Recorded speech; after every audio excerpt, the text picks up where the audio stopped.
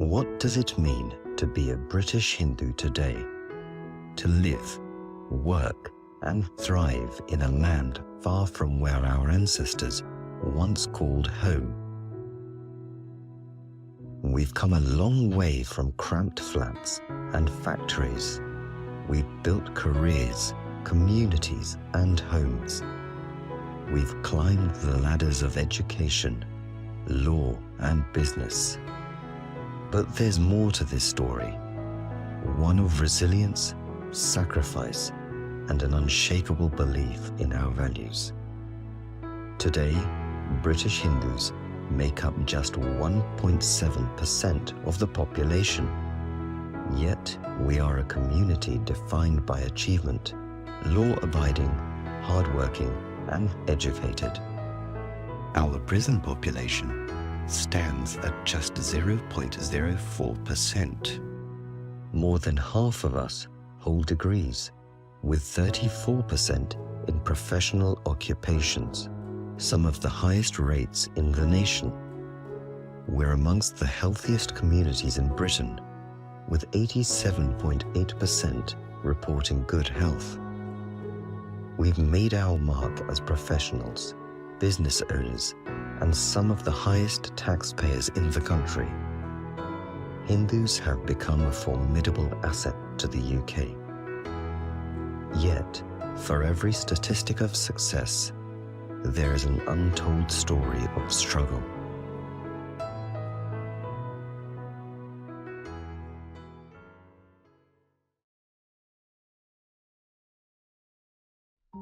Of course, our success wasn't always like this. There had to be a starting point. What was that starting point? Who were the first generation of your family that came to the UK? What was their struggle? What did they sacrifice so that you could thrive today? Your elders were likely to be those who came to the UK from India following World War II to work in the mills of northern England and foundries of the Midlands in the 50s and 60s. Those who left political instability in East Africa and had to start again in cities such as Leicester in the 70s.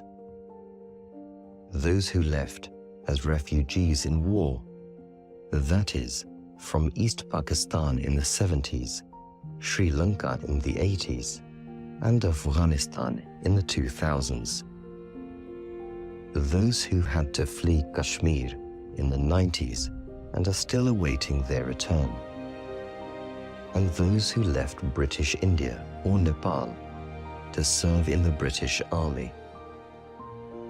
Hindus arrived in the UK from different parts of the Indian subcontinent and other former colonies.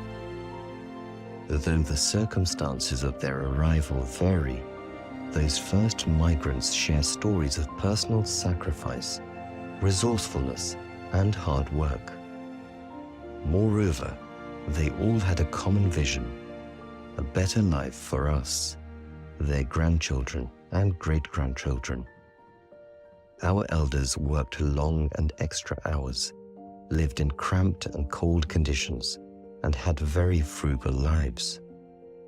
Yet in spite of these hardships, they took great care in ensuring that our Hindu traditions, beliefs, and practices would thrive in this unfamiliar land.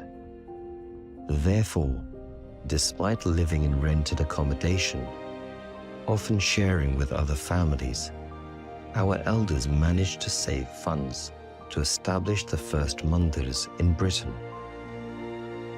And although working long hours, often 7 days a week, they found time for their daily pujas and festivals. Alongside maintaining our ancient Hindu traditions, our elders were exemplary and dignified British citizens. So in spite of the racism and not always being made to feel welcome, they really went the extra mile to abide by the law, respect other cultures, and make a positive impact on Britain.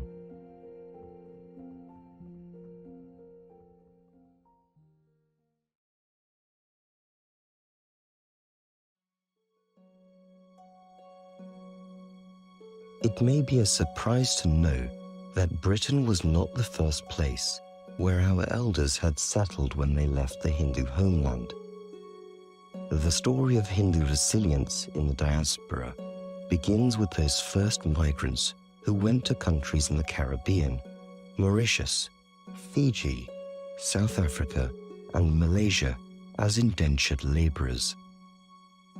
Indenture is a form of contracted labor where people are required to work for a set period of time, often with little pay. Following the abolition of slavery in 1833, the British Empire and other European colonial powers used Indians under the system of indenture to replace slave labor in different colonies across the world. Hindus formed the overall majority of indentured laborers from British India and largely came from what is now Bihar, UP, Tamil Nadu, and Andhra. Required to work on sugar plantations and other backbreaking jobs, Indian indentured laborers were exploited, endured inhumane living conditions, and were often treated no better than slaves. Some became indentured laborers against their will, after being kidnapped or coerced into signing contracts they did not understand. Many died on the long voyage from India to far-off countries such as Guyana and Fiji. Though they lost contact with loved ones and their homeland, these initial migrants brought Hindu dharma with them. Devotion to devas such as Hanuman and Murugan, as well as stories of the Ramayana and Mahabharata, inspired the strength by which these Hindus survived exploitation. Many faced pressures from missionaries to convert, but they remained staunchly Hindu and built the first mandirs in new continents.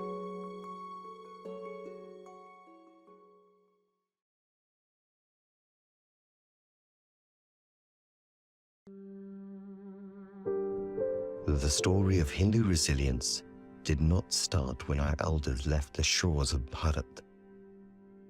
The arrival of the Portuguese in the 1400s marked the beginning of European colonial rule in the subcontinent. Initially arriving as traders, the Portuguese, French, Dutch, and most significantly British soon turned large swathes of Bharat into colonies under dominion.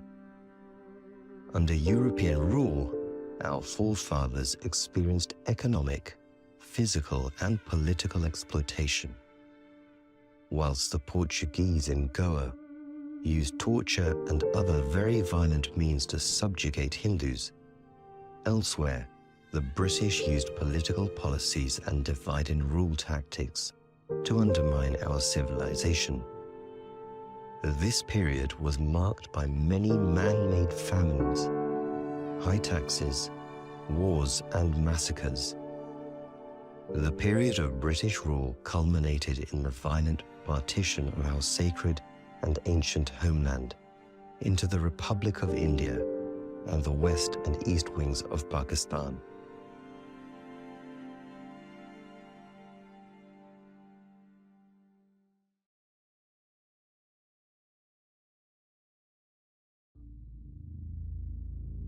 The Europeans were not the first to colonize us. From the 7th century CE, our civilization faced waves of invasions from the Middle East and Central Asia. In addition to destroying some of our most sacred mandirs, forcibly converting our people, torturing and enslaving us, the Middle Eastern and Central Asian invaders imposed their rule through the Delhi Sultanate, the Mughal Empire, and several Sultan, Nawab, and Nizam-led regimes. Under these tyrannical foreign rulers, Hindus were forced to pay harsh infidel taxes, and severe restrictions were placed on celebrating festivals, going on pilgrimages, and wearing Hindu symbols such as tilaks. traditional centers of Hindu learning and the use of Sanskrit and other indigenous languages were marginalized and replaced with the use of Arabic and Persian.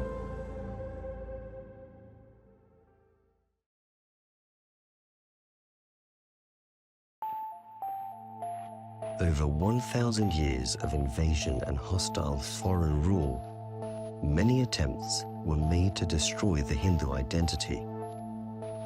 Though often viewed as a dark and troubling period of our history, it was also one of the most inspiring, with countless stories of Hindus demonstrating remarkable strength and bravery. Driven by steadfast devotion to the Devas and love of the motherland, generations of our ancestors played a role in ensuring that the forces of intolerance and exploitation would not succeed. Many gladly chose death as proud Hindus instead of accepting another faith. Ancient manuscripts and murtis were hidden or smuggled to safe locations to avoid marauding armies. Plundered and demolished mandirs were rebuilt, often grander and more vibrant than before. From the Marathas to the Ahoms, powerful Hindu rulers and their armies emerged to push back the tide of foreign occupation. In addition to those who fought physical wars, wise Hindu intellectuals and skilled political leaders used the pen to secure the freedom of our people.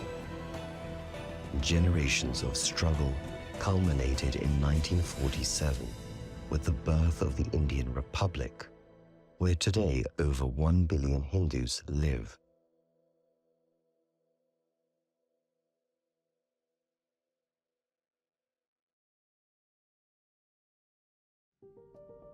In 1947, Hindus paid a painful price for freedom by losing 1/4 of their sacred homeland.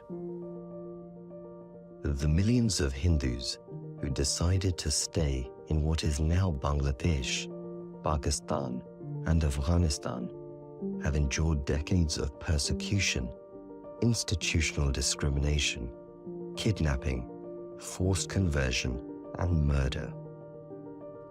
A year after the Indian Republic was born, Sri Lanka gained its independence.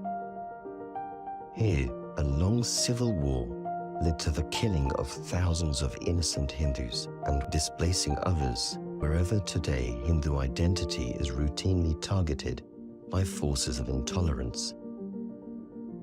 August of this year witnessed the latest wave of violence against Hindus in Bangladesh, where the community has been facing ongoing genocide.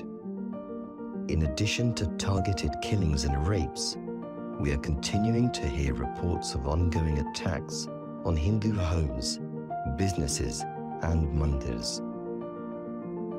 In and amongst these harrowing reports of trauma and pain, we also see living examples of some of the world's strongest and bravest Hindus.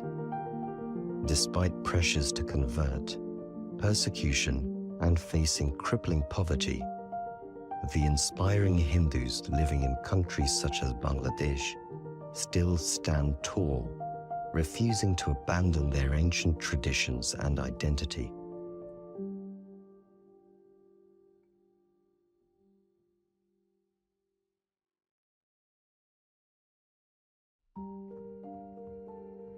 We are about to offer gratitude to our heroes and role models, generations of Hindus who dedicated their lives to protect Hindu identity. From the stories of our grandparents here in the UK to the warriors in medieval Bharat, we see examples of tremendous courage, resilience, and determination. Drawing strength from our Devas and inspiration from the eternal wisdom of our Rishis, generations of our ancestors have played their role in ensuring that today we remain rooted in our ancient Hindu heritage and spirituality. Hindu Memorial Day UK takes place during the solemn period of Pitra Paksha, also known as Shraddha. During this fortnight, Hindu families come together to honor 3 generations of departed forefathers. Hindu Memorial Day is a new initiative where Hindus across the United Kingdom come together as one family to honor the lives of generations of named and unnamed Hindus who made personal sacrifices for the preservation and survival of our vibrant and diverse Dharma. Today, we go beyond our relations of blood and across boundaries of region, language, and personal beliefs to acknowledge our shared history and civilizational bonds as one Hindu community. In a few moments, we will join others in prayers to honor the lives of our heroes through the centuries, in addition to being an act of remembrance of those before us. We will also pray that persecuted Hindus living in Bangladesh and other countries can enjoy freedom, peace, and dignity. Moreover, today we ask our Devas to grant all British Hindus blessings of wisdom and inner strength, so that we may also play our part in preserving and continuing our glorious Hindu traditions.